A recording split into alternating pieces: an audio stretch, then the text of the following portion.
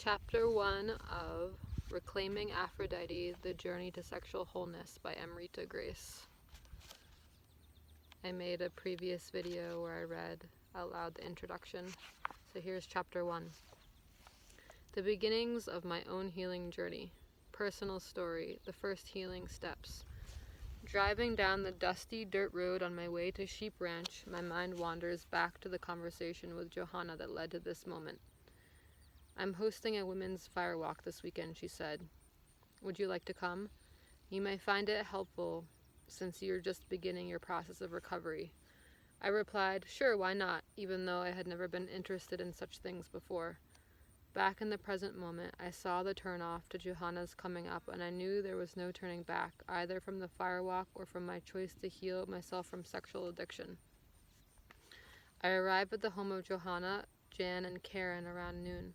They live way out in the country with no neighbors for miles around. Large garden areas lie dormant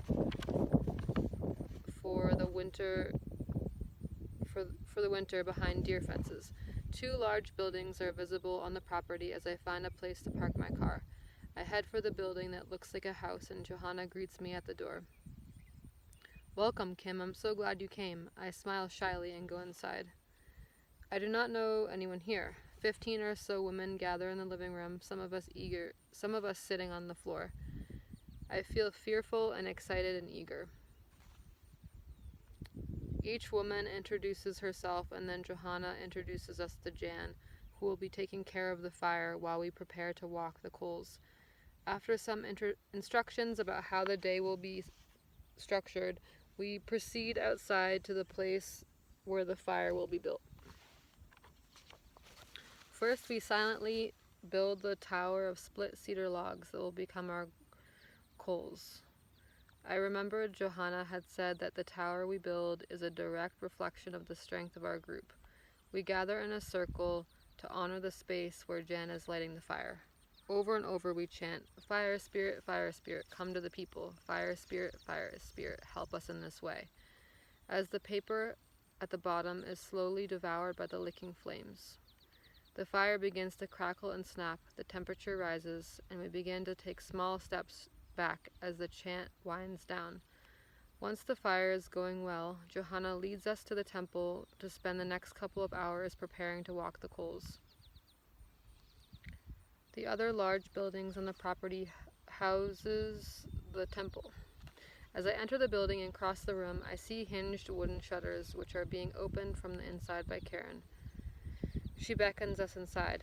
The heady scent of sage smoke fills the air as I step down the 3 stairs into the temple. The carpet is light blue and very soft. A beautiful soapstone wood stove on the opposite wall gently heats the room. Along the walls of the high-ceilinged and open room are shelves filled with sculptures and images of the female form in all shapes and sizes.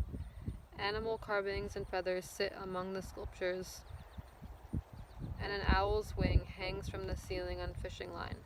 Drums and other instruments reside in a corner. On some level, I understand that this is a temple dedicated to the goddess, although I have never seen such a thing before. I feel safe here, held in the arms of the ethereal feminine sacredness that permeates the room. Johanna leads us in a series of exercises that gently help us open our hearts to each other. Over the course of several hours, these strangers begin to feel like sisters.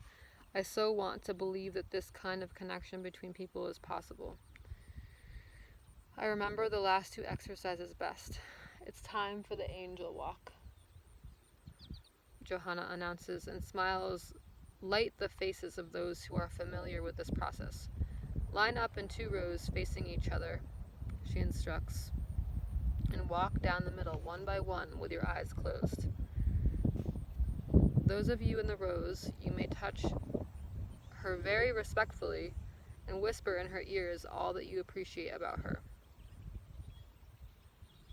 I feel very nurtured and loved as I walk through the rows of women who tell me things like, you have such beautiful hair, and it makes me happy just to see you smile. When the last woman completes her walk, we collapse together in a group hug, as if we had been best friends since childhood.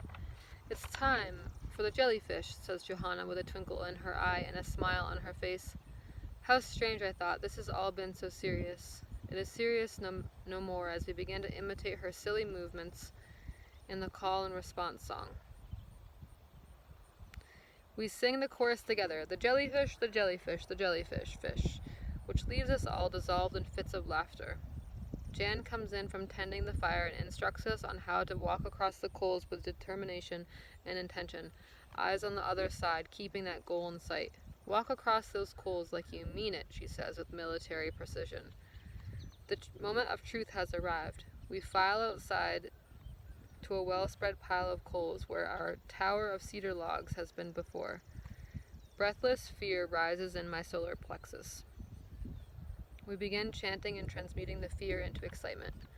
Women begin to walk across the 1200-degree coals. I am one of the first few, driven by the idea that I must prove to myself and to everyone else that I can heal myself from this addiction. The coals have a soft feel to them, kind of powdery. I get to the other side feeling triumphant and ready to walk again.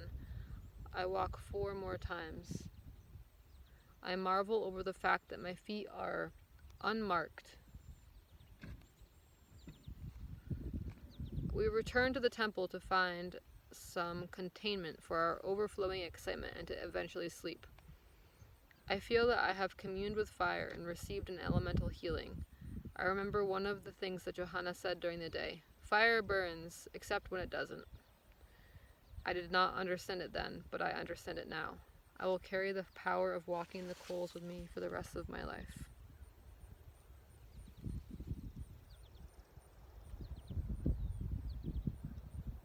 Fire burns, except for when it doesn't.